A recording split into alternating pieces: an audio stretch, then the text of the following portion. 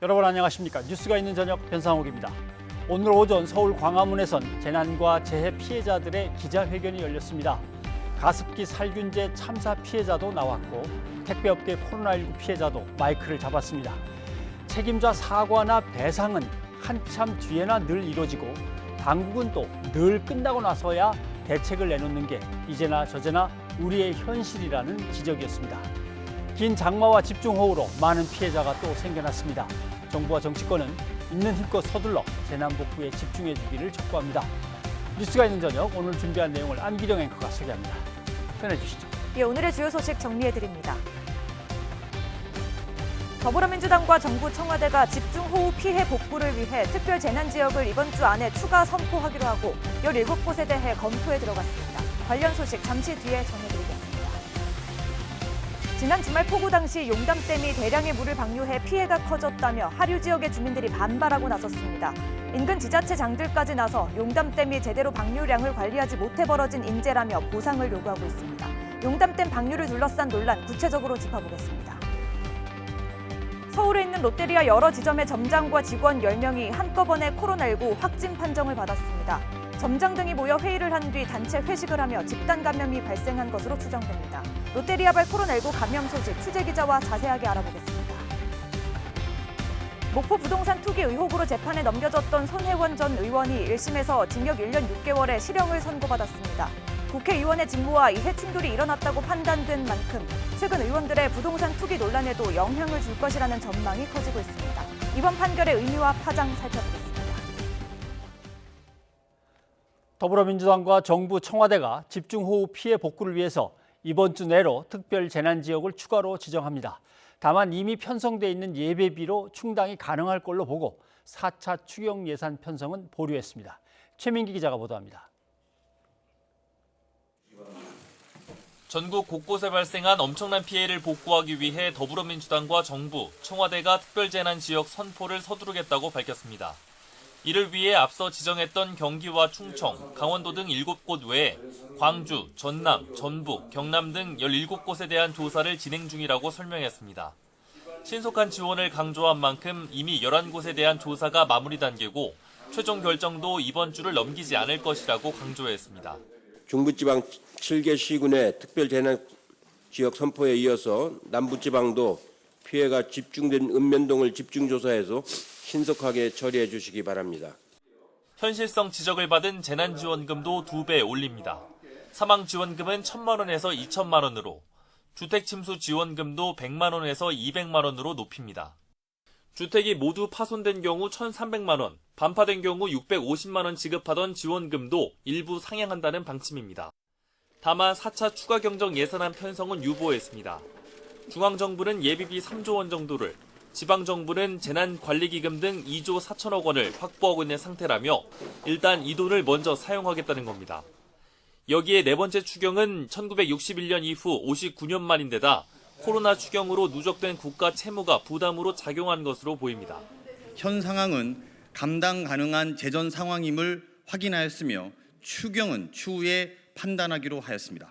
줄곧 추경 필요성을 주장해왔던 미래통합당은 예비비만으로 충분할지 의문이라며 추경이 필요하다며 협조하겠다고 밝혔습니다.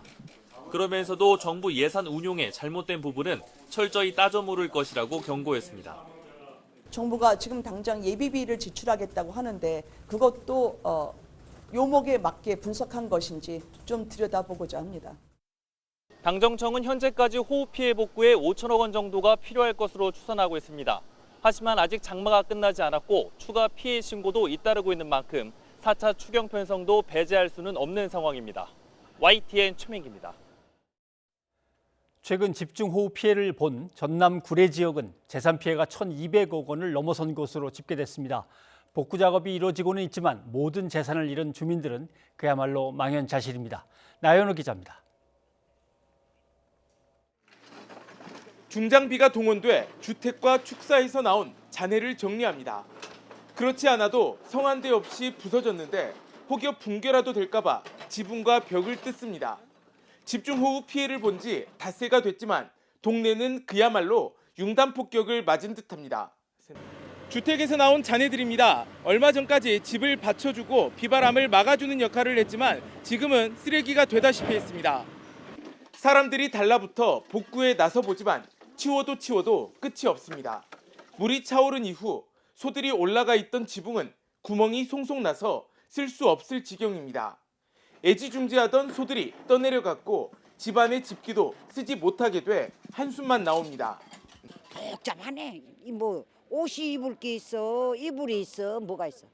아무것도 없으니까. 인근 오일장도 피해는 마찬가지입니다. 2m 넘게 물이 차버린 터라 남아난 게 없습니다. 복구에 온 힘을 쏟지만 다시 장사하기까지는 멀어 보입니다. 저녁에 가면 울어요. 힘들어서 들고 이거 지금 이렇게 꺼내는데 제자리 잡기까지는 모르겠어요. 한 달은 걸릴란가. 전남 구례에서만 전체 가구 10%가 침수됐습니다. 이재민은 1,300명, 가축도 3,600마리가 피해를 봤습니다. 모두 합하면 재산 피해만 1,200억 원이 넘습니다. 최소 3천만 원 이상은 피해가 날 거라고 봅니다. 그러면 이 우리 주민들은 뭘 먹고 삽니까? 정말로 막막하거든요. 그래서 정부에서 이 특별재난 지원금을 200만 원이 아닌 저는 10배 정도 더 해줘야 한다고 봐요. 구례에 자원봉사자만 2,000명이 투입돼 안간힘을 쓰고 있지만 완전히 복구되기까지는 적지 않은 시간이 걸릴 것으로 보입니다. YTN 나연호입니다. 경기도 김포로 가보겠습니다. 그제 내린 장대비로 흙더미가 들이닥친 한 마스크 공장이 복구 작업을 앞두고 있습니다. 하지만 흙더미를 파내는 작업 비용이 만만치 않아서 공장 관계자는 막막하기만 합니다. 김다연 기자가 취재했습니다. 이틀 전에 내린 장대비의 흔적이 고스란히 남아있는 경기도 김포의 마스크 공장입니다. 바닥엔 이렇게 만들고 난 마스크가 깔려있고 공장 외벽 자재와 철제 구조물도 마구 뒤엉켜 있습니다. 공장 안 상황은 더욱 심각합니다. 흙더미가 이렇게 언뜻 봐도 무릎 높이까지 쌓여있고 패널은 힘없이 무너져 내린 모습입니다. 진흙더미가 흘러내려와 이곳 마스크 공장 2동을 그대로 덮친 건데요. 김포시청은 추가 피해를 막기 위해 물을 차단하는 방수포를 산에 둘러놨습니다. 앞서 지난 6일 쏟아진 폭우로 한 차례 토사를 걷어낸 공장 관계자는 나흘 만에 밀려 들어온 흙더미를 보고 있자니 그저 한숨만 나온다고 말합니다. 저희가 가장 큰 문제는 이 토사량이 너무 많습니다. 1차 때 저희가 퍼낸 토사량만 한 200, 한 몇십 톤 되는데 지금은 그거에 한 200~300배 이상 되는 것 같으니까 저건 저희가 어떻게 엄두가 안 나요, 지금. 이번 호우로 인한 시설물 피해 11%, 사망자의 절반은 산사태 관련입니다. 토사 유출 피해가 심각한 만큼 정부나 지자체 차원의 지원이 절실한 상황. 응급 복구 지원이 있지만 인력과 장비에 한계가 있고 공공시설이나 긴급한 곳이 우선순위에 있는 만큼 모든 피해자가 빠르게 도움을 받긴 어렵습니다. 보상을 받으려 해도 건물주와 산 소유주, 지자체 등의 책임 소재를 가려내야 하므로 간단하지 않습니다. 관리 소홀을 한 사실이 있다면 손해배상을 청구할 수 있습니다. 관리라는 게 과거에 어떠한 행위를 했는지에 대해서 입증하는 건데 눈에 보여주는 게 없기 때문에 입증하는 데 상당히 어려움이 많습니다. 마지막으로 조언을 드리자면 기상특보가 발령된 지역에서 일어난 산사태는 풍수의 보험의 대상이 되는 만큼 위험 지역에 계시는 분들은 미리미리 가입해두는 게 좋습니다. YTN 김다연입니다. 수해 지역 가운데는 댐 방류 때문에 피해가 더 커진 곳들이 있습니다. 용담댐 하류에 있는 전북 무주가 그랬고 충남 금산, 충북의 영동, 옥천 등입니다. 댐을 관리하는 수자원 공사를 원망하는 목소리가 터져나오고 있습니다. 오점근 기자의 보도입니다. 폭우가 쏟아지던 지난 7일 전라북도 전주 등 7개 시군의 식수와 용수를 담고 있는 용담댐에서는 초당 291톤의 물을 방류하고 있었습니다. 하지만 기록적인 폭우가 끊임없이 이어지자 다음 날 수문을 모두 열고 10배에 가까운 초당 2,900톤을 한꺼번에 쏟아내기 시작했습니다. 이후 용담댐 하류에 있던 4개 시군에서는 물난리가 훨씬 커졌습니다. 마을이 물에 잠기고 인삼밭 등 농경지는 한마디로 쑥대밭이 됐습니다. 이렇게 되자 수해 복구를 진두지휘하던 자치단체장들이 댐을 관리하는 수자원공사 본사로 달려갔습니다. 저수량을 고려해서 일찌감치 수위 조절을 하지 못해서 물난리가 걷잡을 수 없이 커졌다. 한마디로 인재라는 겁니다. 저희들은 재해로 보지 않고 인재로 보기 때문에 용담댐 방류로 인해서 인재로 보기 때문에 방문을 한 겁니다. 지난 용담댐 현지를 직접 찾아서 항의하는 경우도 많았습니다. 이에 대해 수자원공사는 피해는 안타깝지만 누구도 예측하지 못한 태풍 루사 이후 최대인 엄청난 양의 폭우로 인한 불가피한 방류였다고 밝혔습니다. 특히 장마 중반에는 수위 조절을 위한 소량 방류를 할 때 하류 지자체에서 농사 등의 영향을 받는다며 오히려 방류량을 줄여달라는 공문을 보내왔다고도 설명했습니다. 7월 14일 상당히 이른 시간이거든요. 그때부터 이미 수문을 열어서 저수지 수위를 조절하고 있었습니다. 하지만 지자체와 지역 주민들의 지속적인 방류량 감량 요청, 하루에 세월교 여러 군데가 침수됨에 따라서 농업을 할 수 없고, 이렇게 되자 소송을 통해서라도 댐 방류로 인한 손해를 배상받아야 한다는 움직임도 나오고 있습니다. 네, 불가피한 천재지변이었는지 아니면 거기에 인재가 섞였는지 당초 최악의 여름 무더위라는 기상청 예보와 달리 최악의 장마가 닥쳤죠. 그 후폭풍은 상당히 만만치 않을 것 같습니다. YTN 오점권입니다. 그러면 용담댐 방류 책임 논란과 관련해서 김재정 옥천 군수를 연결해 입장을 좀 들어보도록 하겠습니다. 군수님, 잘 들리십니까? 예, 안녕하세요. 옥천 군수입니다. 이번 수해는 용담댐에서 한꺼번에 엄청난 수량을 방류했다. 이제 이게 문제가 됐다는 건데요. 이로 인해서 인재라는 주장이 나옵니다. 댐 방류 상황과 피해 상황에 대해서 좀 구체적으로 설명을 해주시죠. 네, 저희들 옥천군도 상상외로 피해를 많이 입었습니다. 용담댐이 8월 7일까지는 초당 300에서 500톤 정도를 방류를 했고요.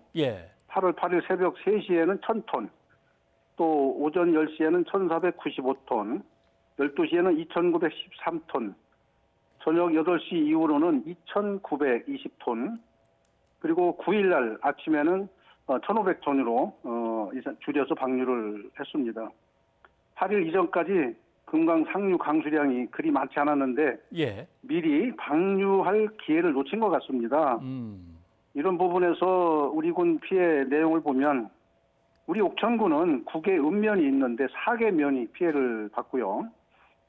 주민 대피가 총 48가구에서 79명 대피를 했습니다. 일시 대피자는 총 33가구에 51명, 이재민이 총 15가구에 28명, 그리고 주택 침수가 13동이고요. 농경지 침수는 현재 조사 중인데 현재 49헥타르가 침수 지역으로 조사를 하고 있습니다. 또한 도로 침수가 4개소와 우리 상수도 사업소 송수 펌프 기계가 침수돼서 알겠습니다. 많은 어려움을 겪고 있습니다. 상당한 피해인데 수자원공사 얘기 조금 전에 인터뷰에서 나갔습니다만 이렇게 갑자기 폭우가 쏟아지는데 수자원공사로서는 어떻게 하느냐, 불가피한 상황이었다. 그 부분에 대해서는 이해를 좀 하십니까? 이해가 안 가죠. 사실 댐 방류 시 우리 해당 시군과 협의하여 방류량을 결정해야 하는 걸로 알고 있고요. 가능하다면 집중호우 시에 하류 지역에 피해가 없도록 댐 저수위를 지금보다 좀 낮게 책정할 필요가 있다고 생각합니다. 집중호우 시작 전인 지난 8월 1일과 4일 사이에 평균 저수위를 91%까지 채웠던 것으로 알고 있고요. 또 방류량은 92톤에 불과를 했습니다. 집중호우가 시작된 7일 이후에부터는 저수위를 98%에 육박한 상태에서 방류량을 2,920톤 이상으로 급속히 방류할 수밖에 없는 그런 상황이었던 것 같은데, 이로 인해서 하류 지역에 있는 4개 군이 피해가 속출을 했죠. 아까 피해 상황 설명을 해주셨고요. 그러니까 좀 물을 미리미리 장마철을 앞두고 있으면 빼놨어야 되는데 안 빼놓고 있다가 갑자기 뺐다. 그게 한 2배 가까이 갑자기 늘어났다, 이런 말씀인데 오늘 수자원공사를 항의 방문하신 걸로 얘기를 들었습니다. 입장을 전달하시고 답변을 어떻게 받으셨습니까? 이번 피해는 제가 아닌 인재라고 우리 4개 군의 단체장들은 판단을 합니다. 또 그러한 입장을 충분히 설명을 했고요. 이에 대한 피해 보상 그리고 재발 방지 대책을 강하게 요구를 했습니다. 차후에 항구 대책으로 용담댐 방류량이 초당 3,200톤 기준에 지금 부합하는 하천 제방 정비 및 펌프 시설을 확충을 요구를 했습니다. 예. 또한 우리 박재현 수자원공사 사장께서 국가 차원의 정밀 조사 결과를 지켜보고 그 결과에 따라서 조치하겠다는 그런 답변을 들었습니다. 네. 이런 속도로 이 정도 물을 방류해 버리면 밑에 어느 지역에는 어느 정도 피해가 가겠다. 이런 것들이 미리 조사가 돼 있고 거기에 따른 지자체하고 협조할 만한 매뉴얼 같은 것도 마련이 돼 있어야겠습니다. 네, 당연히 그래야 되겠죠. 예. 네. 앞으로 그러면 어떻게 처리해 나가실 겁니까? 이제 그런 부분들을 이제 앞으로는 매뉴얼화 시키고 하고. 이걸 이제 이런 계기를 아마 이제 앞으로 그 대책 향후 대책에 대해서 사후 처방을 절실히 좀 해야 된다고 요구를 좀 했고요. 수자원공사가 혹시 제대로 보상을 안 하면 소송도 생각하고 계십니까? 지금 우리 옥천영동 금산무주 단체장님들은 용담댐 방류 피해 공동 대응을 위한 협의체를 구성하기로 합의를 했습니다. 네. 앞으로 이 협의체를 통해서 적극 대응할 예정입니다. 네. 예, 김 군수님 오늘 전화해 주셔서 고맙습니다. 바쁘시고 짐이 무거우신데 복구에 또 만전을 기해야겠습니다. 고맙습니다. 감사합니다. 예. 네, 문재인 대통령은 집중호우로 큰 피해를 입은 경남 하동과 전남 구례, 충남 천안을 KTX를 타고 잇따라 방문했습니다. 피해 주민들을 위로하면서 신속한 복구에 최선을 다하겠다고 강조했습니다. 김도원 기자입니다. 수해 복구 작업이 한창인 경남 하동 화개장터를 문재인 대통령이 찾았습니다. 휴가철을 앞두고 가득 채워놓은 상품이 모두 젖어버린 상황 앞에서 문 대통령이 상인들을 위로했습니다. 좀 누가 될까봐 알려지지 못했습니다.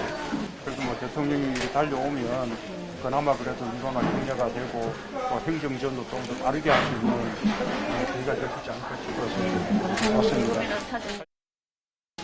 지금 이 화개장터의 상인들이 전부 다 영세 상인이기 때문에 이걸 갖다 자기들 스스로 하고 없기 때문에 이걸 어찌하더라도 대통령께서는 우리 화개장터 이웃한 구례 5일장도 큰 피해를 입었습니다. 각지에서 달려온 자원봉사자의 중장비까지 투입됐지만 다시 장사를 시작하려면 얼마나 걸릴지 막막합니다. 실제로 무슨 계획을 계산 안 해봐도 눈으로만 봐도 특별재난지역 요건에 해당한다는 것을 알 수 있을 것 같습니다. 빨리. 문 대통령은 특별재난지역을 신속하게 지정하고 여건이 안 되면 읍면 단위 등 세부적으로 지정하는 것도 검토하도록 지시했습니다. 또 폭염 속에서 복구 작업을 하다 2차 피해가 생기거나 코로나19 방역이 느슨해지지 않도록 신경 써줄 것도 당부했습니다. 문 대통령은 구례, 하동에 이어 충남 천안 수해 현장까지 하루에 760여 킬로미터를 이동하는 강행군을 소화했습니다. 복구 작업에 방해가 되지 않도록 현장 수행과 의전을 최소화하고 식사와 현황 보고도 KTX 열차 안에서 이뤄졌다고 청와대는 설명했습니다. YTN 김도원입니다. 문재인 대통령의 부인 김정숙 여사도 오늘 강원도 철원 이길리 수해 현장을 찾아 봉사활동을 했습니다. 김 여사는 가재도구 정리와 세척, 배식 봉사 등의 활동을 했습니다. 청와대는 김 여사의 현장 방문을 언론에 사전 공개하지 않았으며 주민들에게도 미리 알리지 않은 것으로 전해졌습니다.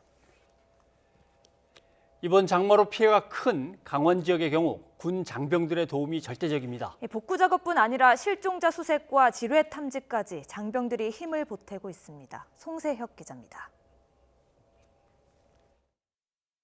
지난 5일 집중호우에 마을로 향하는 다리가 축 휘어진 강원도 상간마을. 출입 통제로 20가구 40명이 넘는 주민은 고립 생활을 이어갔습니다. 옥수수와 고추를 내다 팔아야 하는데 주민들은 가슴이 타들어갑니다. 상필품도 그렇고 또 소 사료 문제 또 여기서 풋고추 같은 게 많이 나가거든요. 생물로. 그래서 가락시장 같은 데가 경매를 하는데 그런 부분들 일단은 뭐 수입원이 그건데 딱한 사정을 들은 임금 부대가 무너진 다리 위로 임시 전술 교량을 설치합니다.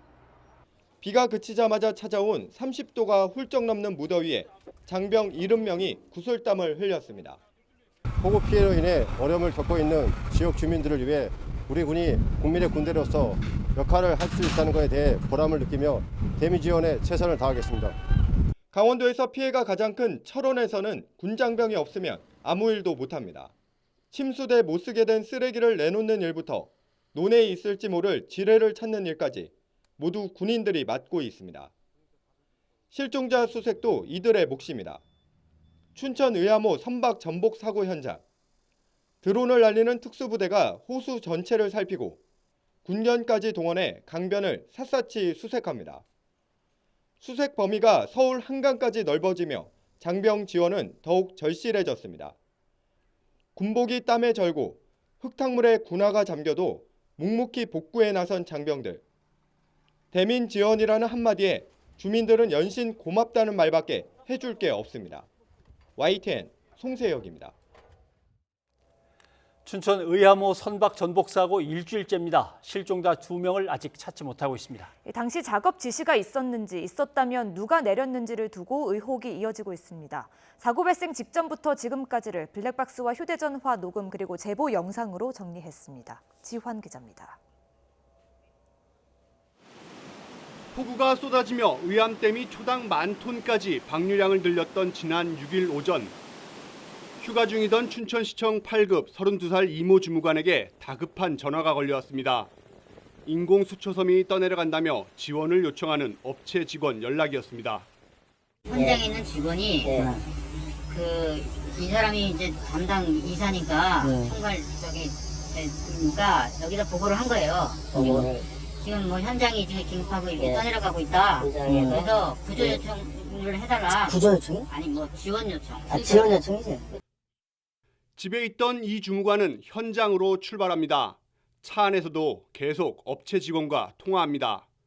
네, 지금 사람이 다칠 것 같다고 우선은 나가지 말자고 하시거든요.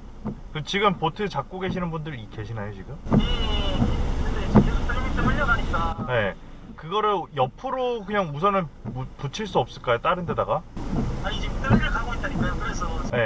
그래서 지금 그런 거죠. 네, 그냥 그 옆에다가 떠내려가는 그 방향으로 옆으로. 지금 원래 밀지를 못해서? 네, 경찰 구조선이 어떻게 좀 지원은 가능할까요? 지금 큰일 났는데. 네, 그럼 저를 현장 우선 가볼게요. 경찰 구조선 좀 해서 안 되면. 네, 미치겠네 진짜.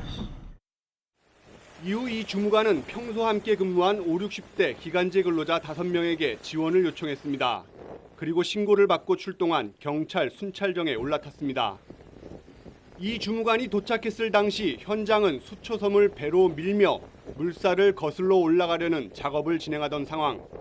하지만 선박들은 곧 의암호 본류 쪽으로 밀려나갔고 댐 앞에 설치된 수상 통제선에 걸려 순식간에 전복된 후 떠내려갑니다. 사고로 이 주무관 등 4명이 숨지고 2명은 실종된 상태. 떠내려온 구명조끼는 사고 지점에서 100km 넘게 떨어진 서울 동작대교에서 발견됐습니다. 그리고 사고 발생 일주일 만에 춘천에서는 신고를 받고 출동했다 순직한 고 이종우 경감의 연결식이 엄수됐습니다. YTN 지환입니다.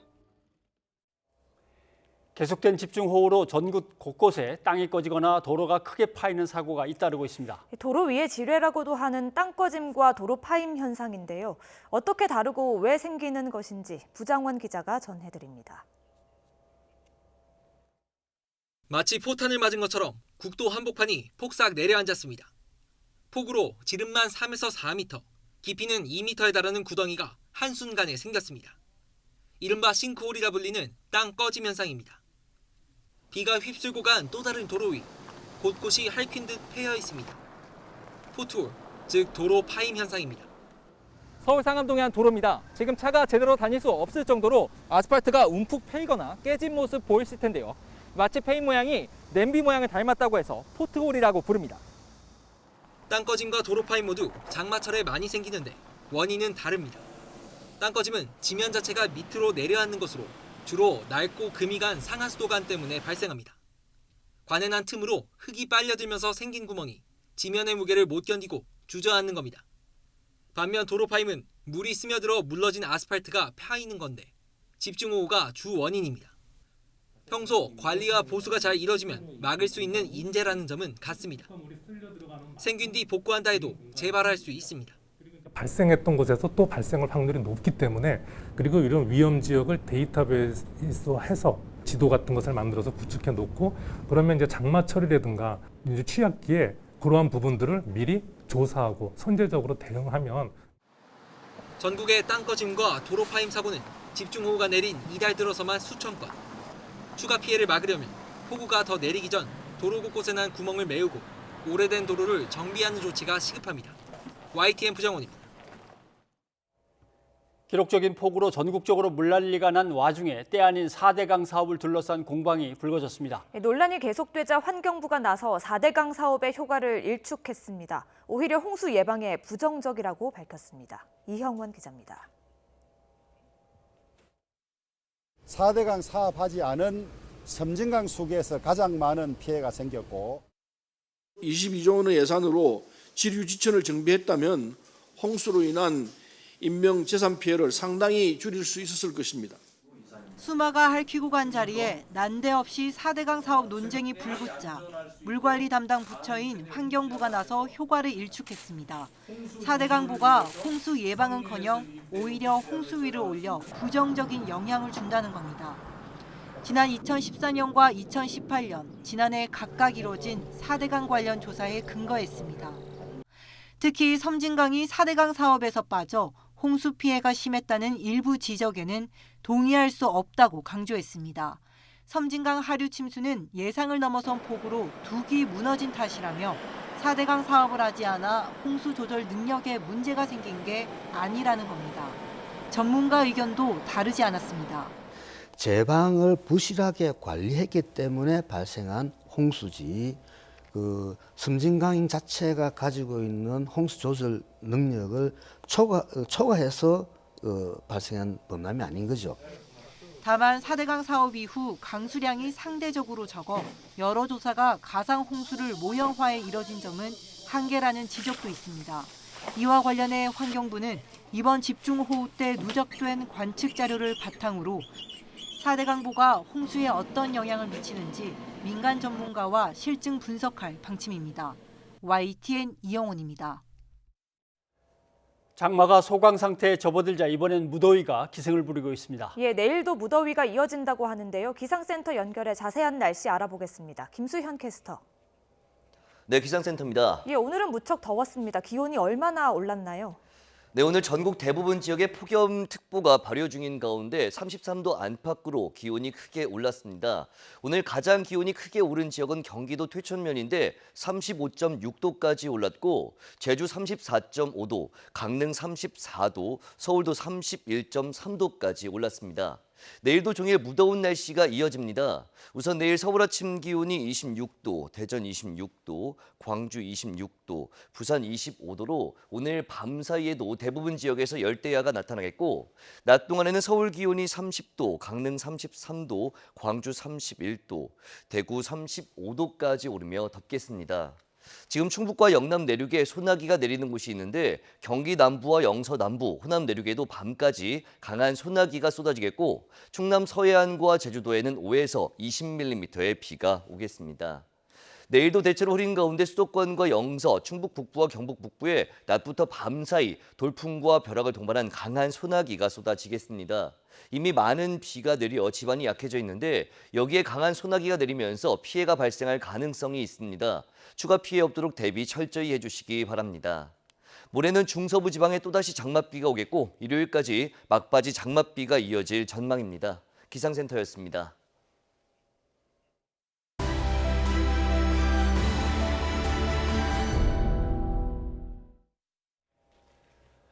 목포에서의 부동산 투기 혐의 등으로 재판에 넘겨진 손혜원 전 의원에게 징역 1년 6개월의 실형이 선고됐습니다. 손 전 의원은 검찰의 일방적인 주장을 법원이 받아들였다며 항소하겠다고 밝혔습니다. 신준명 기자입니다. 지지자들과 포옹하며 밝은 표정으로 법정에 들어갔던 손혜원 전 의원. 선고를 앞둔 심정을 묻는 취재진에겐 답이 없었습니다. 1심 선고 결과 앞두고 한 말씀만 드리겠습니다. 잠시 뒤 1심 선고 결과를 받고 법정을 나온 손 전 의원의 표정은 어두웠습니다. 재판부는 손 전 의원에게 징역 1년 6개월의 실형을 선고했습니다. 다만 피고인의 방어권을 위해 법정 구속은 하지 않았습니다. 재판부는 손 전 의원과 함께 기소된 보좌관 조모 씨에게는 징역 1년을, 손 전 의원에게 부동산을 소개한 정모 씨에겐 집행유예 2년을 각각 선고했습니다. 앞서 손 전 의원은 지난 2017년 5월 목포 도시재생 사업 계획을 미리 파악한 뒤 2019년 1월까지 지인 등 명의로 해당 사업구역에 포함된 부동산 14억여 원어치를 매입한 혐의로 재판에 넘겨졌습니다. 이 가운데 조카 명의로 건물 2채 등을 산 혐의도 함께 받습니다. 손 전 의원은 도시재생 사업은 이미 언론을 통해 보도된 내용이기 때문에 비밀성이 없다고 맞서왔습니다. 하지만 1심 재판부는 직무상 엄격한 도덕성을 유지해야 할 손 전 의원이 업무 처리 중 알게 된 비밀을 이용해 시가상승을 예상했다고 판단했습니다. 국회의원으로서 확보할 수 있는 비밀 자료였다는 점을 인정한 건데 재판부는 이 사건을 청렴한 공직사회에서 시정돼야 할 중대한 비리라고 질타하기도 했습니다. 손 전 의원 측은 즉각 항소 의지를 밝혔습니다. 상당히 좀 당혹스러운 판결을 받았습니다. 즉각 항소를 해서 항소심에서 다툴 계획이고 언론을 통해서도 상당한 정보를 입수할 수 있는 시대가 되었습니다. 이런 부분에 대해서 세심한 어떤 판단을 받지 못한 것이 좀 다소 아쉽습니다. 손 전 의원도 자신의 SNS를 통해 검찰의 일방적 주장을 받아들인 유죄 판결을 납득하기 어렵다며 진실을 밝히기 위해 필요한 일들을 계속해 나가겠다고 밝혔습니다. YTN 신주명입니다. 네, 손혜원 전 의원에 대한 오늘 1심 판결의 의미와 항소심 전망은 잠시 뒤에 최영일 평론가와 함께 자세히 얘기를 나눠보겠습니다. 이번엔 숙명여고 답안 유출 사건 재판 소식입니다. 쌍둥이 자매에 대한 선고 공판이 열렸던 거죠? 그렇습니다. 쌍둥이 자매도 전직 교무부장이었던 아버지와 마찬가지로 유죄가 인정돼 1심에서 징역형의 집행유예를 선고받았습니다. 나혜인 기자입니다. 앳된 모습의 자매가 나란히 법원으로 들어갑니다. 학교 교무부장이던 아버지로부터 교내 시험 답안을 5차례 미리 전달받아 성적이 급상승했다는 의혹을 받았던 숙명여고 쌍둥이 자매입니다. 아버지와 마찬가지로 업무 방해 혐의로 재판에 넘겨진 뒤 줄곧 무죄를 강하게 주장해왔지만 1심 법원의 판단은 유죄였습니다. 재판부는 직접 증거는 없지만 실형이 확정된 아버지 재판에서 사실로 인정된 각종 유출 정황을 보면 자매가 미리 외운 답으로 시험을 쳤다고 보는 게 합리적이라고 설명했습니다. 시험지 귀퉁이나 메모장 등에 적어놓은 깨알 정답 등이 근거가 됐습니다. 전교 50등이나 100등 수준에서 불과 1년 만에 똑같이 1등을 차지한 성적 상승폭도 이례적인 데다 모의고사나 학원 시험 성적과 달리 내신 성적만 지나치게 오른 것도 의심스러운 정황으로 지목됐습니다. 순전히 노력의 결과로 성적이 올랐다는 자매의 주장이 전혀 받아들여지지 않은 겁니다. 재판부는 이들이 공정한 경쟁 기회와 공교육에 대한 국민의 신뢰를 무너뜨려 죄질이 상당히 나쁜데도 잘못을 뉘우치지 않고 있다고 지적했습니다. 다만 이 사건으로 이미 퇴학 처분을 받았고 아버지가 복역하고 있는 점 등을 고려해 징역 1년 6개월에 집행유예 3년을 선고했습니다. 변호인은 재판부가 앞서 대법원 확정 판결을 받은 아버지 판례에 기대 도피성 판결을 내렸다며 유감의 뜻을 밝혔습니다. 항소 여부에 대해선 당사자인 쌍둥이 자매의 뜻에 따라 결정하겠다고 밝혔습니다.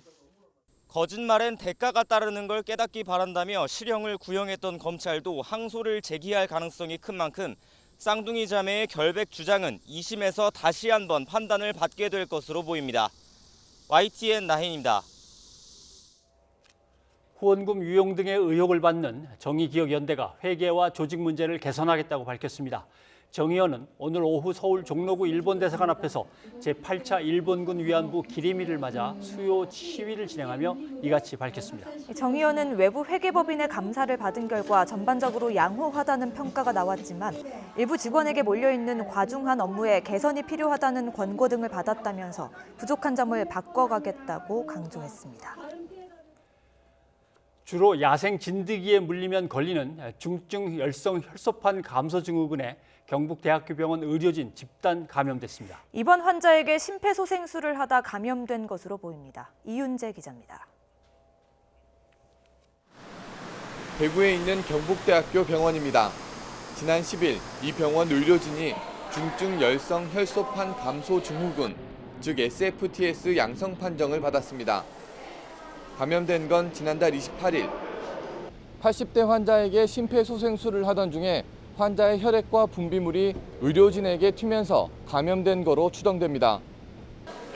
다른 병으로 입원한 환자 상태가 갑자기 나빠져 추가 보호 장구를 챙길 겨를도 없이 심폐소생술에 나선 겁니다. 4시간 정도 심폐소생술이 이어지면서 의료진 13명이 투입됐고 5명이 감염됐습니다. 4명은 음성 판정을 받았고 4명은 결과를 기다리고 있습니다. 7월 28일 날 심폐소생술을 하게 되는데 약 1시에서 4시까지 좀 긴 기간 동안 분비물이 튀고 이런 것들이 생겨 있어서 SFTS는 주로 야생진드기에 물려 감염되고 환자를 치료하는 의료진에게 전염된 사례가 드물게 보고됩니다.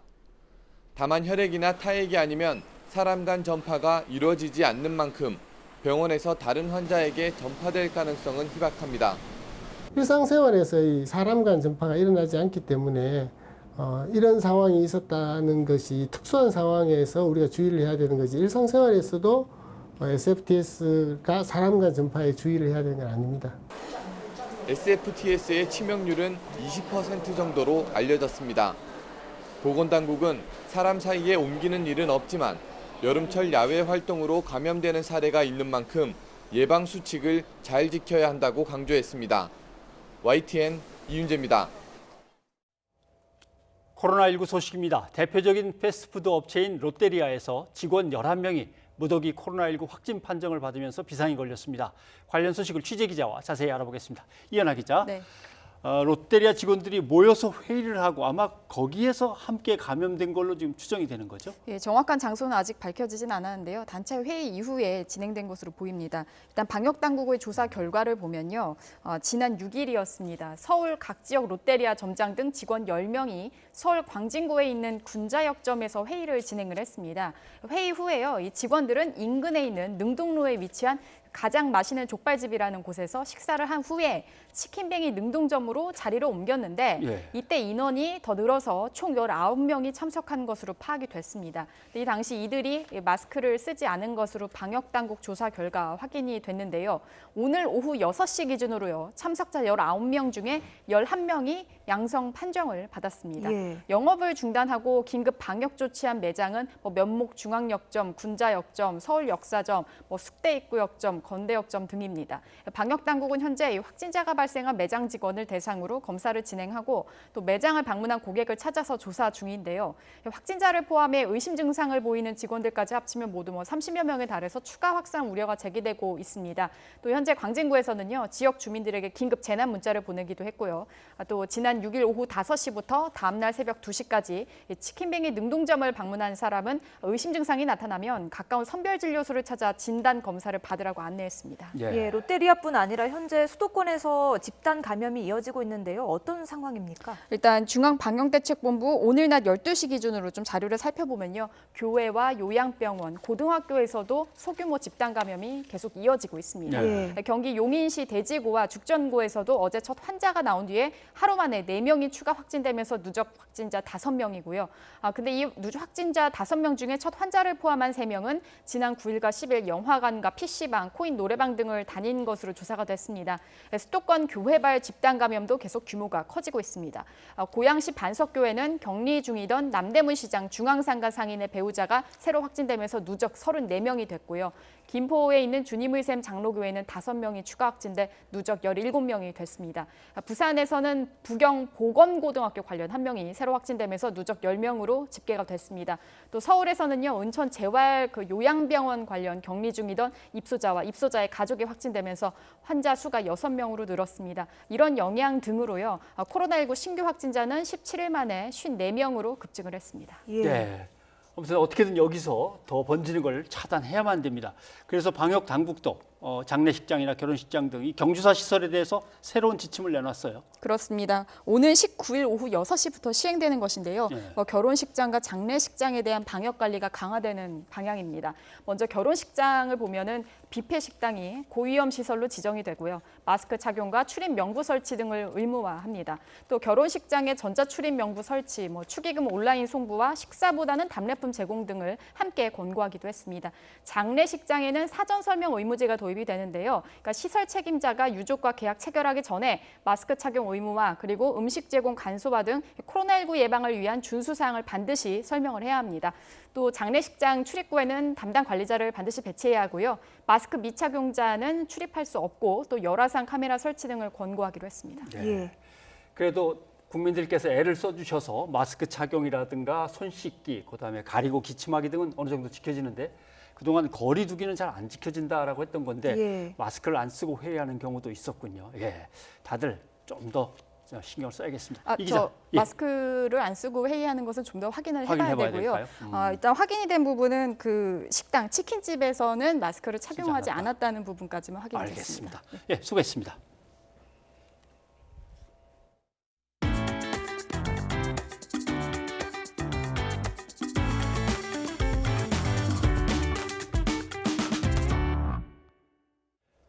집주인들의 급격한 임대료 인상을 억제하기 위한 임대차 보호법이 시행 중이지만 전월세 시장은 아직 안정을 찾지 못하고 있습니다. 부동산 시장이 계속해서 불안한 모습을 이어가자 정부가 직접 기준 임대료를 설정하는 표준 임대료 카드까지 거론되고 있습니다. 김현우 기자입니다.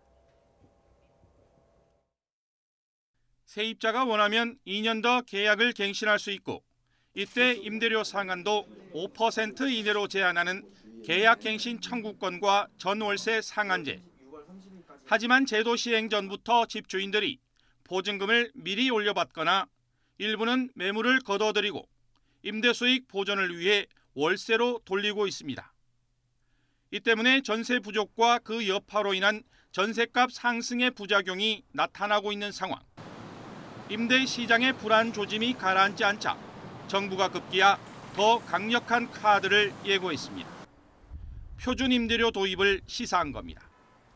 보유세 등 부동산 소유에 따른 세금 산정의 기준이 되는 주택 공시가격처럼 정부가 임대료를 법으로 정하는 방식입니다.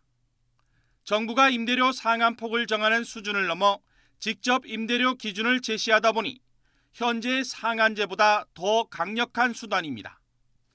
최근 대통령까지 나서 표준 임대료 도입의 필요성을 강조했습니다. 주요 선진국들은 일정한 예외 사유가 없는 경우 무제한의 계약갱신 청구권을 인정하고 있고 특히 주요 도시들에는 표준 임대료나 공정 임대료 제도 등을 통해 임대료 상승을 제한하는 경우가 많습니다.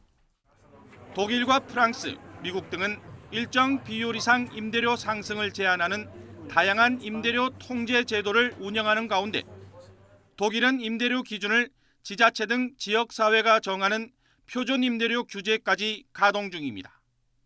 특히 베를린과 쾰른 등 대도시를 중심으로 임대료가 급등하자 주변 시세의 10%를 초과할 수 없도록 초기 임대료 규제 제도까지 도입했습니다. 이 같은 표준 임대료 제도는 급격한 임대료 인상 부담을 낮춰 세입자의 주거 안정에 도움이 되지만 임대 시장 확대에 따른 매물 부족 심화 등의 부작용도 살펴볼 필요가 있습니다. 임대사업자 제도 폐지와 맞물려서 전세주택의 공급의 부족이라든지 그래서 장기적으로 계단식으로 임대 가격이 상승한다든지 또는 정주 환경에 대한 주거 서비스의 질이 떨어지는 문제를 낳을 수는 있을 것으로 보여집니다. 국토부는 표준 임대료 제도에 대해 정해진 것이 없다는 조심스러운 입장이지만 도입 필요성 등에 대한 내부 검토에 들어갔습니다. YTN 김현우입니다. 기생충과 함께 지난 칸 영화제 경쟁 부문에 진출했던 미안해요 리키. 영국의 거장 켄 로치 감독의 영화로 고단한 택배 노동자 리키의 이야기를 담고 있는데요. 가족의 생계를 책임져야 하는 리키는 하루 14시간 강도 높은 노동에도 계속 빚에 시달려야 했습니다. 영화 내용 잠깐 보실까요? Let's go! This decides who lives and who dies, because I keep this happy. You were snoring. It wasn't me, it was your mum. You know, I never thought it'd be this difficult, have I? 한국의 택배 노동자들의 삶도 다를 바 없죠. 올해 들어 지난 6월까지 업무상 숨진 택배 노동자는 9명으로 이 가운데 7명은 과로사인 것으로 나타났습니다. 용해인 기본소득당 의원은 산재로 인정받지 못한 노동자들이나 산재보험에 가입하지 못한 노동자들까지 감안하면 현장에서는 더 많은 택배 노동자들이 목숨을 잃었을 가능성이 크다고 지적했습니다. 특히 코로나19로 택배 물량이 늘어나면서 올해 택배 노동자의 산재 증가율은 43%로 지난 7년 동안 집계된 산재 증가율의 2배를 넘는 것으로 분석됐습니다.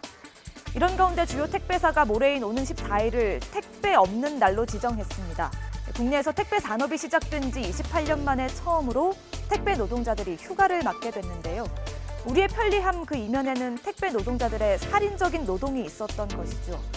국회에서도 택배 노동자의 처우 개선을 위해 법안이 발의됐습니다. 이번에는 법안이 본회의 문턱을 넘을 수 있을까요? 관련 소식 이승배 기자가 보도합니다. 지난달 경남 김해에서 택배 배달원 47살 서모 씨가 심근경색으로 목숨을 잃었습니다. 별다른 지병도 없었는데 최근 들어 택배 물량이 많아져 피로감을 호소해왔다고 동료들은 말했습니다. 그에 앞서 목포와 광주에서도 한 달 간격으로 택배 기사들이 과로사로 숨졌습니다. 한국산업안전공단이 집계한 결과를 보면 이렇게 업무상 숨진 택배 노동자는 상반기에만 9명, 이 가운데 무려 78%인 7명이 과로사였습니다. 하지만 택배 노조는 산업재해로 승인받지 못한 사례까지 더하면 실제 숨진 사람은 12명에 달한다고 주장하고 있습니다. 알려지지 않은 죽음이 더 많다는 겁니다. 충격적인 사실은 노동부가 현재까지 택배 노동자들의 과로사 사망 사고에 대해 한 번도 통계를 공개하거나 공식적 입장을 밝힌 적이 없다는 것입니다. 택배 노동자는 사업주로부터 일을 받지만 근로계약은 맺지 않는 일종의 프리랜서, 특수고용직입니다. 고용 안정을 담보받지 못하고 아프다고 마음대로 쉴 수 있는 여건마저 안 된다는 겁니다. 특수고용직 노동자를 보호하기 위한 법안 마련이 필요한 이유입니다. 더불어민주당은 이미 택배 노동자가 고용 산재보험에 가입할 수 있도록 유도하는 내용의 법안을 발의했습니다. 민주당은 이달 안에 정부와 화물업계 등의 이견을 조정해 추가 입법에 나선다는 계획입니다. 하루 14시간에서 15시간 주 6일 근무하면서 목숨과 바꾸며 일을 하고 있는 것입니다. 이렇게 열악한 환경에서 일하고 있지만 아직 택배 노동자들을 보호해 줄 만한 제도적 장치가 제대로 마련되어 있지 않습니다. 택배 노동자의 처우 개선을 위한 법안은 지난 20대 국회에서도 발의됐지만 통과되지 못했습니다. 코로나19로 택배 주문이 더욱더 늘어나는 상황 속에서 다시 한번 제출된 이 법안이 21대에는 본회의 문턱을 넘을 수 있을지 주목됩니다. YTN 이승배입니다.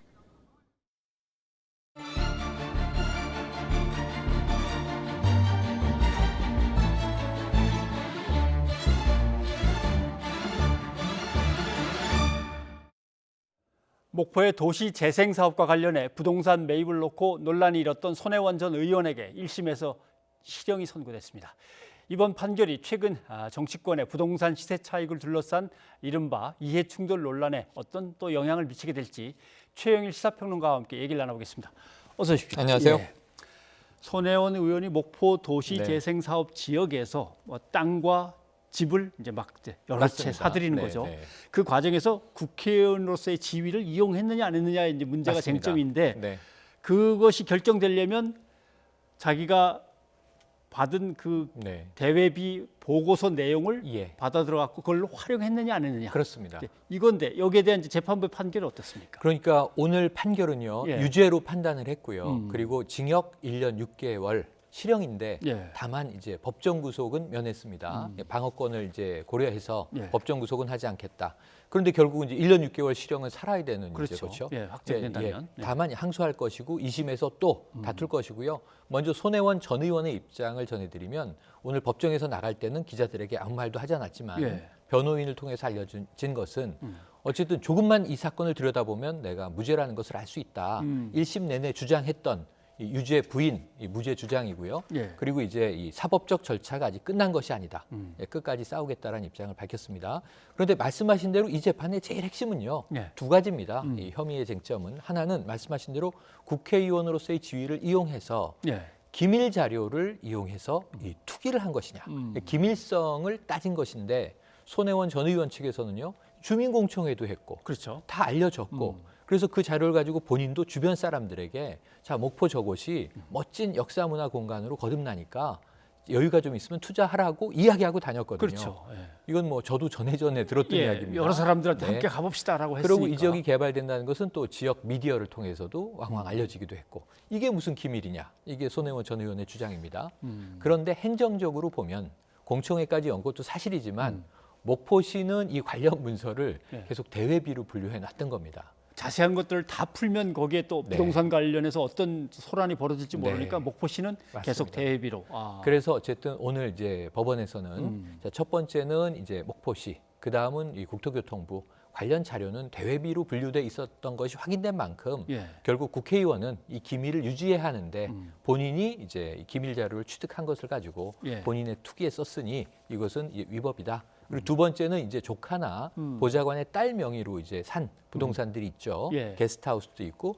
그런데 이것이 처음에 물색, 계약, 그리고 이제 어떤 이 돈의 지불 이런 문제가 모두 다 손 전 의원의 주도하에 이루어졌다. 단순한 명의 신탁이 아니다. 네, 그러니까 이것은 차명으로 보고 부동산 실명법 위반 이렇게 판단을 한 겁니다. 결국 맨 처음에 얘기한 부분에 대해서 이제 부패 방지법, 두 번째 말씀하신 거는 이제 부동산 실명법 그렇습니다. 위반 이렇게 해서 1년 6개월 그래도 강하게 나왔습니다. 보좌관도 1년이 나왔고. 보좌관도 있고 이게 또 부동산을 알선한 사람도 이제 유죄가 나왔죠. 자, 손혜원 전 의원은 뭐 제대로 이 사안에 대해서 이해를 못하고 재판부가 검찰의 의견을 받아들인 거 아니냐. 뭐 항소하겠다는 거죠. 맞습니다. 항소한다는 것이고요. 본인은 이제 이미 문제가 될 때 이 사안이 나왔을 때 자 그럼 법정 투쟁을 해서 내가 이 무죄함을 밝히고 명예롭게 민주당으로 돌아오겠다 하고 이제 탈당해서 무소속이 되지 않았습니까?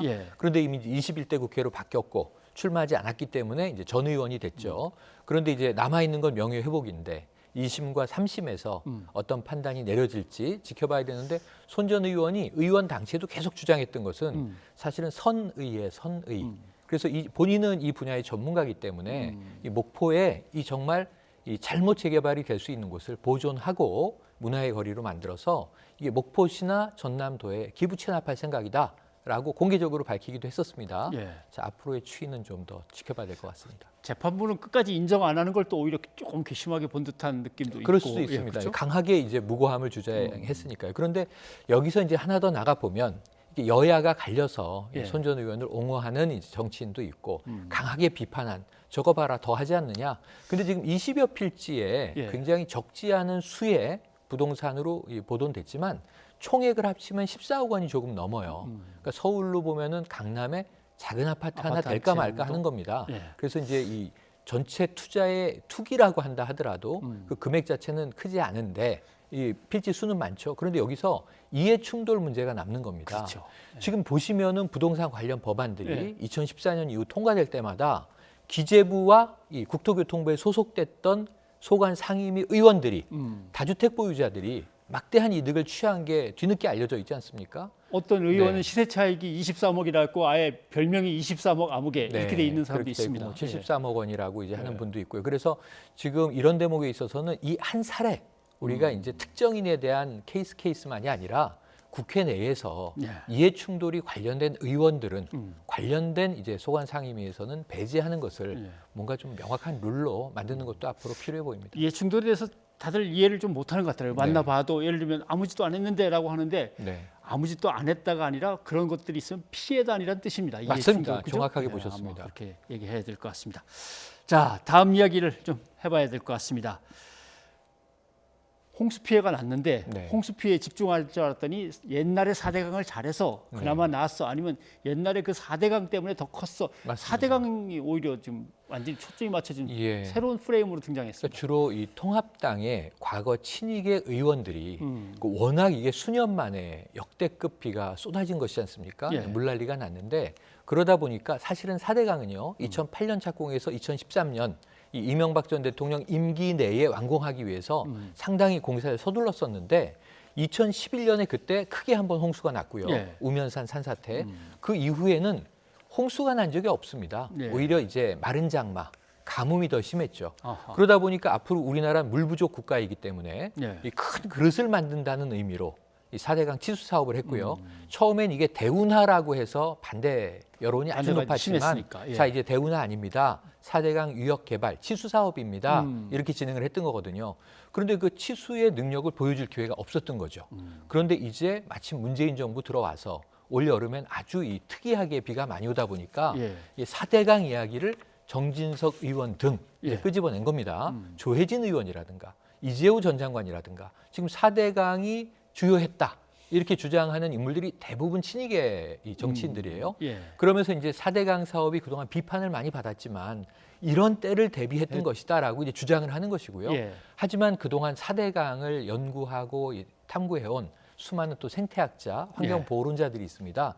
이분들의 이제 주장에 따르면 4대강 때문에 오히려 물난리는 더 커진 것이다. 예. 그래서 이제 급기야 문재인 대통령이 과학적인 객관적인 조사를 통해서 이 4대강의 홍수에 대한 영향을 예. 한번 입증하자 이런 이야기를 꺼내기도 했습니다. 즉 예를 들면 정진석 의원이 맨 처음에 얘기한 거는 그 양반은 본래 보를 무너뜨리면 절대 안 된다는 네네. 결사 유지론자였죠. 유지론자였죠. 그래서 특위위원장까지 맡았으니까 맞습니다. 이제 이해를 충분히 하겠고 와 자기 입장이 그렇구나. 다른 분들이 막 비과학적인 근거도 없이 막 얘기를 하시니까 자신 있으면 보를 파괴해 보라 뭐 이런 주장도 그런 식으로. 나왔고요. 예. 네.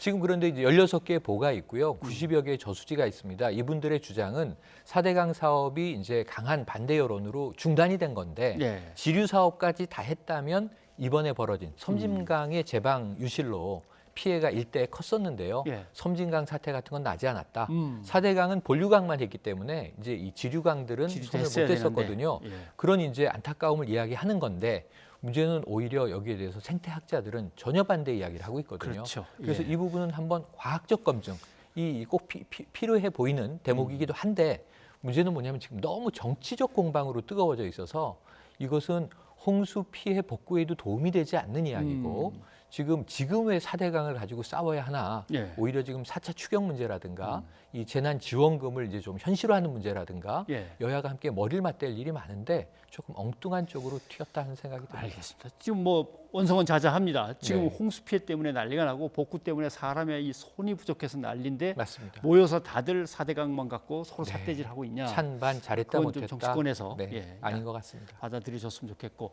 또 하나는 산사태가 많이 났는데 네. 산사태 무너진 곳이 다 태양광 네, 때문에 네. 나무를 깎아내고 거기다가 태양광 시설을 했던 곳 아니냐? 맞습니다. 이건 정부가 잘못해서 벌어진 인재다. 이제 이런 또 논란이 이거는 벌어졌습니다. 좀 야당의 주장이 과해 보이는 대목이 있습니다. 왜냐하면 태양광 발전을 막 추진하다 보니 그 지역을 중심으로 지금 산사태가 이렇게 많이 났습니다 했는데 예. 지금 전체 이 산사태가 난 지역에서 태양광 관련된 이 지역은 1.1%에 불과해요. 1.1%. 네네. 그러니까 예. 산사태가 100곳이 났다면 그중에 한 군데 정도인 거고요.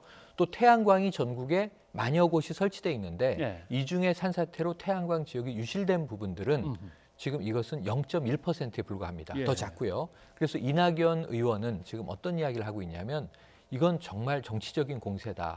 왜냐하면 과거에 경사가 한 30도 정도에도 태양광을 설치했지만 예. 지금은 이런 문제 때문에 더 규정을 바꿔서 경사가 15도 정도 되는데 설치한다는 거거든요. 예. 산사태는 경사가 급한 곳에서 토사나 토석이 무너지지 않습니까? 그렇죠. 그러니까 지금 현재 태양광이 패널이 설치된 그 지역은 그렇게 경사가 급한 곳에는 안 짓는다는 거죠. 예. 이런 부분에서는 조금 태양광 때문에라고 이야기하는 것은 조금 이제 과한 공세가 아닌가 하는 생각도 듭니다. 아무튼 국가적으로 재난을 입고 많은 이재민들이 발생했는데 그걸 네. 정쟁으로 이용한다 그러면 그것도 사실 좀 비난을 받을 만한 그렇습니다. 일이어서 지금은 일단 추경을 어떻게 할 건지 재난 지원을 좀 네. 늘릴 건지 뭐 이런 문제들을 좀 맞습니다. 열심히 얘기해 제일 줬으면 핵심 좋겠어요. 정치인들이 늘 말씀하시는 민생 네. 지금 정말 이 수해 때문에 이 생계 기반 잃고 네. 생업을 다 잃은 분들을 위한 민생에만 집중해 주셨으면 합니다. 네, 알겠습니다. 최평론가님 고맙습니다. 고맙습니다. 코로나19가 확산되는 것을 온몸으로 막고 있는 방역진 의료진들에게 힘드냐고 물어봤습니다. 2달에 한 번씩 조사를 하고 있는데 이걸 더 이상 못하겠다라고 하는 사람들이 크게 늘었습니다. 보시면은 건강도 많이 해쳤다. 무엇이 사명감으로 코로나19 확산을 막고 있던 방역 의료진들을 힘들게 하는 걸까 조사를 해봤더니 이런 얘기들이 나왔습니다. 네, 업무의 배정이 불공정하고 감정적이고 억지를 또 때를 쓰는 민원들도 많아서 힘들고 비민주적인 갑작스러운 이해 못할 의사결정이나 여러 가지 차별 대우들 이런 것들이 나왔군요. 업무와 처우를 점검하고 기준을 조정하고 의료 방역진의 정신적인 심리적인 지원도 다각도로 지금 제공을 해야 할 형편입니다. 우리의 의료 인력이 얼마나 되길래 이런 일이 벌어지나 상황을 한번 살펴보겠습니다. 먼저 간호사 쪽을 볼까요? 간호사 면허 등록자는 우리나라에 40만 정도 됩니다. 근데 일하는 사람은 20만 명이 좀 못 됩니다. OECD 평균과 따져도 OECD는 62%나 일하고 있는데 우리는 50%만 일하고 있습니다. 왜 그런가를 살펴봐야겠죠. 인구 대비 병원에서 간호사 수를 보면 OECD는 3.2, 한국은 3.1 비슷한데 병상 대비를 보면 OECD는 1.16, 우리는 0.36. 우리나라는 병실과 베드 수가 엄청나게 많은 겁니다. 환자가 그만큼 많다는 얘기겠죠. 자, 교대 근무, 야간 근무, 결혼, 임신, 출산으로 평소에 강도 높은 근무도 버티기 힘들어서 간호사들이 많이들 떠나는데 그 상황에서 코로나19 전쟁의 최전선을 이렇게 지켜왔던 겁니다. 이번엔 의사들을 살펴보겠습니다. 국민 1인당 의사 외래 진료 횟수는 연간 17회, OECD 평균은 7.4회입니다. 그러니까 국민들이 의사를 많이 찾아가는 거죠. 환자를 직접 진료하는 임상의사, 그 숫자를 비교해보면 인구 1,000명당 OECD 평균은 3.3명이나 되는데 우리는 2.3명, 오히려 적습니다. 국민들은 좀만 아프면 무조건 큰 병원에 가서 의사들을 찾는데 의사들은 그만큼 많지 않은 거죠. 의사들은 코로나19와도 전쟁이지만 최근에는 의대 정원 확대 등 정부 정책의 항의안이라고 시위도 해야 되고 파업에도 참여하느라고 고생입니다. K-방역을 지구촌에 자랑하는데 왜 이럴까? 복잡한 이유들이 얽혀 있는 거지만 한 가지만 오늘 지적하겠습니다. 2000년에 보건의료기본법이라는 걸 만들었습니다.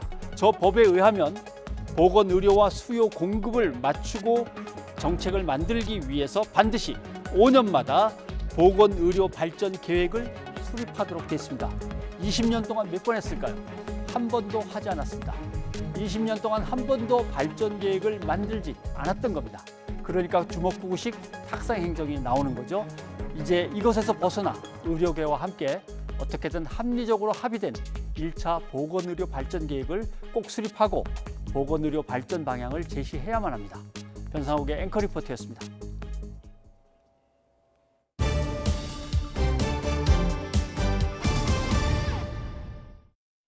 러시아가 코로나19 백신 개발을 완료했다고 밝힌 가운데 미국도 백신 개발에 속도를 내고 있습니다. 특히 백악관은 11월 대선 전 백신 개발이 끝나기를 바라고 있는데요. 보건당국은 정치적인 동기로 백신이 승인되는 일은 없을 것이라며 선을 그었습니다. 보도에 박홍구 기자입니다. 이미 화이자와 존슨앤존슨 등과 7억 회 분량의 백신 공급 계약을 체결한 미국이 코로나19 백신을 추가로 확보했습니다. 트럼프 대통령은 최종 3상 단계의 임상시험에 들어간 모더나와 1억 명 분량의 백신 공급 계약을 맺었다고 밝혔습니다. I'm pleased to announce that we have reached an agreement with Moderna to manufacture and deliver 100 million doses of their coronavirus vaccine candidate. 미국은 전체 인구 3억 3천만 명보다 거의 3배나 많은 분량의 코로나19 백신을 확보해 놓은 셈입니다. 트럼프 대통령이 이처럼 백신에 목을 매다시피 하는 것은 백신 접종이 이른바 10월의 서프라이즈가 되길 기대하고 있기 때문입니다. 11월 3일 대선 전에 백신이 나와 그동안 코로나19 확산 과정에서 보여준 대응 잘못이 가려지길 기대하고 있는 것입니다. 하지만 미 보건당국 책임자는 정치적 동기에 의해 백신이 승인되는 일은 없을 것이라고 확실하게 선을 그었습니다. 프랜시스 콜린스 미 국립보건원장은 CNN 방송에 나와 트럼프 대통령이 대선 전에 백신을 승인하도록 압력을 넣는 일이 허용돼선 안 된다고 말했습니다. 이어 백신이 조급하게 승인될 경우 자신이나 파우치 소장 등이 그 백신을 지지하지 않는다고 큰 소리를 낼 것이라고 강조했습니다. 하지만 미국에서는 백신의 안전성에 대한 불신이 커지고 있습니다. 최근 여론조사 결과 미국인 3명 중 1명은 백신이 무료라고 해도 접종할 생각이 없다고 답한 것으로 나타났습니다. YTN 박홍구입니다. 이어서 시청취자 여러분의 의견 소개해드립니다. 네, 호우 피해와 관련해서 9330님, 특별 재난지역 추가 지정이나 4차 추경으로 피해 지역 주민들의 마음을 치유할 수 있을까요? 예, 상처가 치유되기는 어렵겠죠. 그렇지만 피해를 당한 분들은 지금 뭐래도 다 필요합니다. 그러니까 조금이라도 도움을 빨리 드려야 될 것 같습니다. 예, 그리고 2813님, 장마가 소강 상태라 해도 아직 안심할 수 없는데요. 모레 비 예보가 잡혀 있어서 복구 작업이 걱정됩니다. 하셨습니다. 예, 오늘은 406호 프로젝트와 짙은의 페이지 들려드리고 마치겠습니다. 내일도 장맛비는 주춤하겠지만 낮부터 밤까지 곳에 따라 소나기가 내리겠습니다. 짧은 시간 동안 강하게 쏟아질 수 있어서 안전사고에 유의하셔야겠습니다. 네, 저희는 내일 다시 찾아뵙겠습니다. 여러분 고맙습니다.